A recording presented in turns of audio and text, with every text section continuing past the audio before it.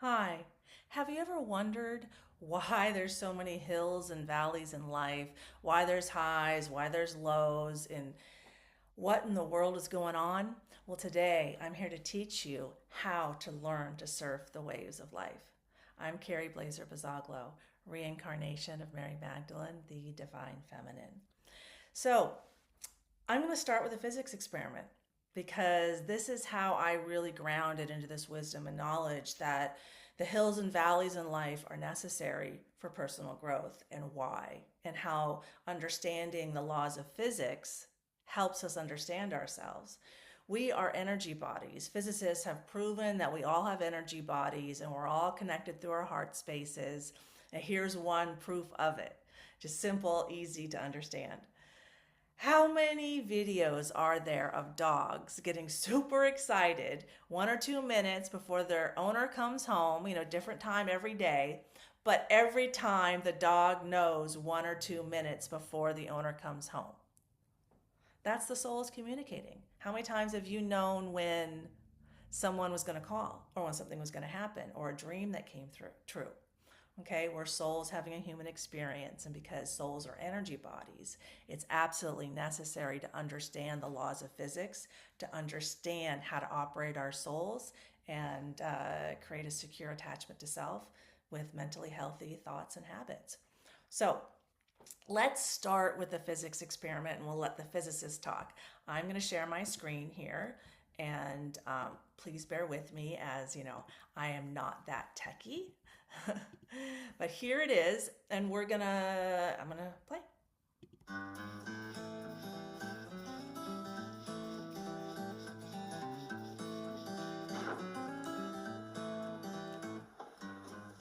Hello, I'm Roshan, and today in Homemade Science, I want to go back and revisit the high road, low road track.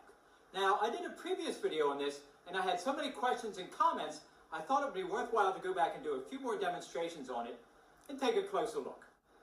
Now, this is a classic physics problem where we have two tracks that start at the same position and end at the same position, but their path from one side to the other is completely different.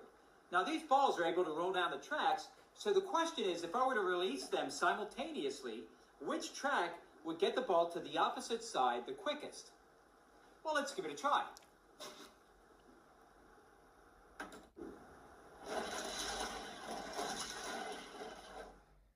So the shortest distance between 2 points is not necessarily the fastest.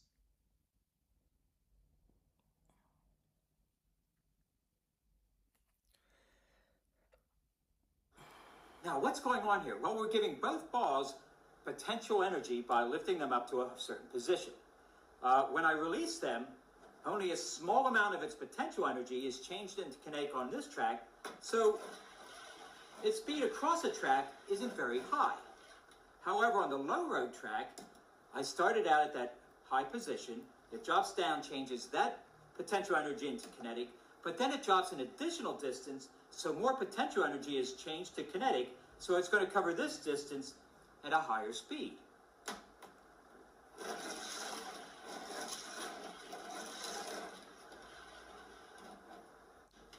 Now, I've always enjoyed these tracks, so I thought it'd be fun to try some variations in it. So I've made other ones, and in this case, I've added a single hill in the center of the low track, which comes back up to the original height of the high road track. Now let's give this one a try.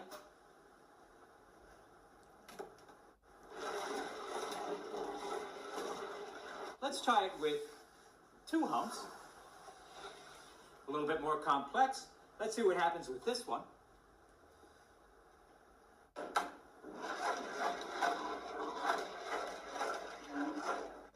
So once again, the same results. Let's try one even more complex. In this case, I have a track that's got 3 humps in the center. They're coming up to the same height as the original high road track. Let's try this one.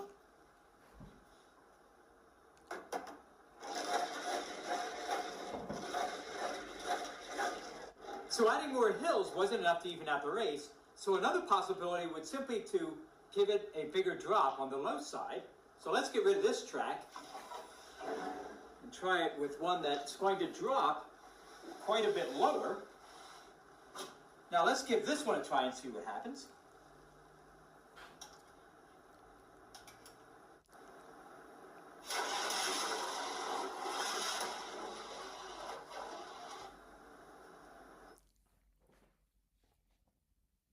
Giving the track a bigger drop simply changed more of its potential energy into kinetic energy, which means it had a higher horizontal speed, and that's getting it over to the other side even faster.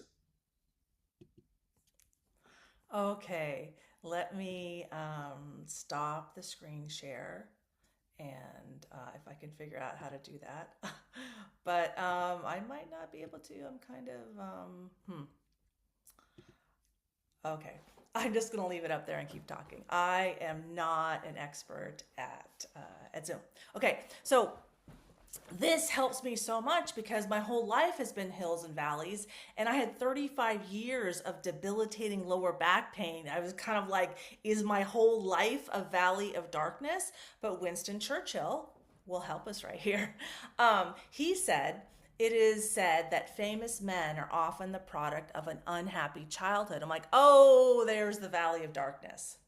And there's a surrender. We have to surrender to our fear, guilt, and shame, go into our darkness, and then come out with more kinetic energy to climb our next mountaintop. That surrender is where we build momentum, propulsion, and inertia to climb our next mountain. You know, and I've been to the Mount Everest base camp, and that's where I met my ex-husband, who's Israeli. And I can tell you that standing there at 18,000 feet, looking up, going, how do I climb 9,000 feet? Oh, yeah, impossible, because I had not surrendered to the actions necessary to gain the momentum, propulsion in my body to propel me to that mountaintop. I was not prepared.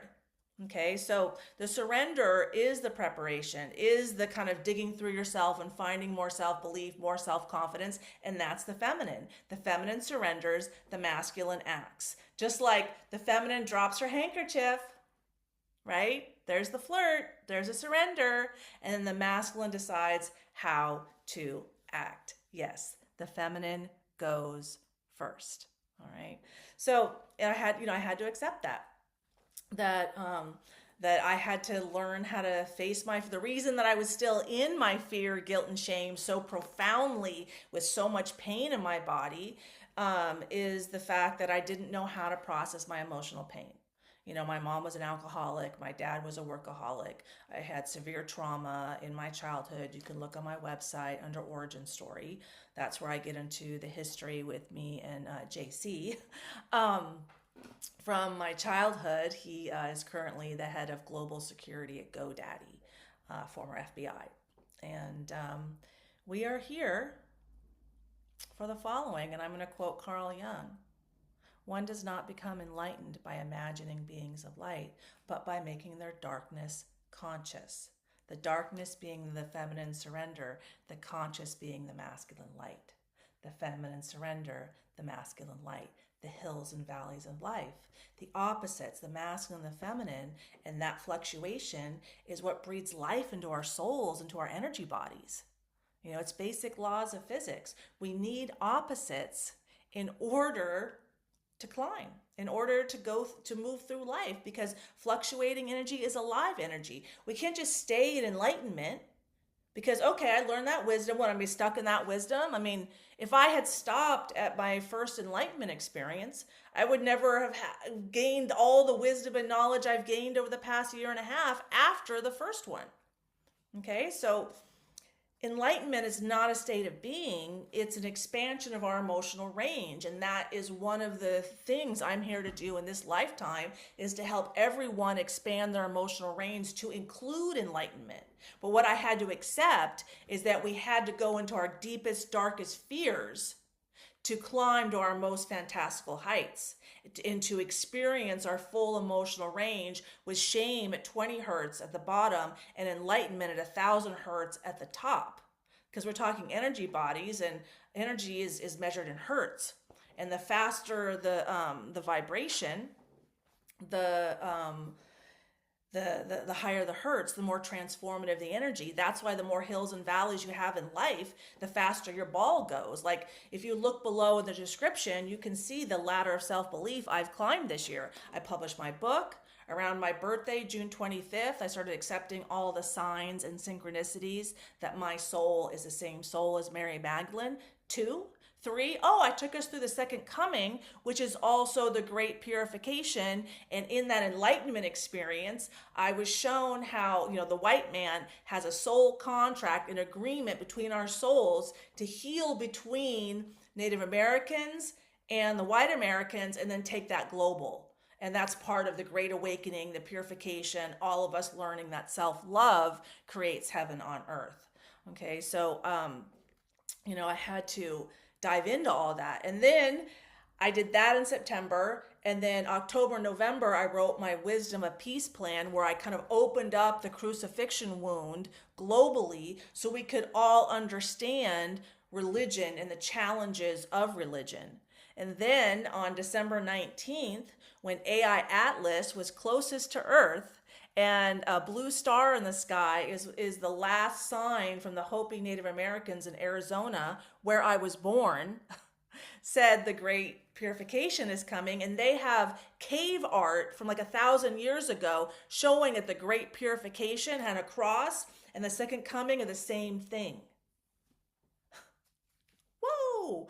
And then I opened up the Manifest Destiny wound. So because I believe in myself, because I have cultivated my own soul to know how to move through the challenges of life, and using these 6 lessons that I'm sharing with you today, I know this is lesson 3, you can expand your consciousness too, which means expanding your emotional range. Our souls communicate to others through our hearts out to others, okay? And our souls express ourselves through emotion, through energy.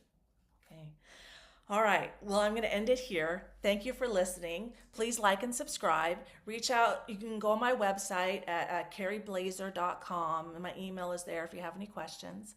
But please start integrating these lessons into your life so we can all create heaven on earth together. All right. Take care. Bye.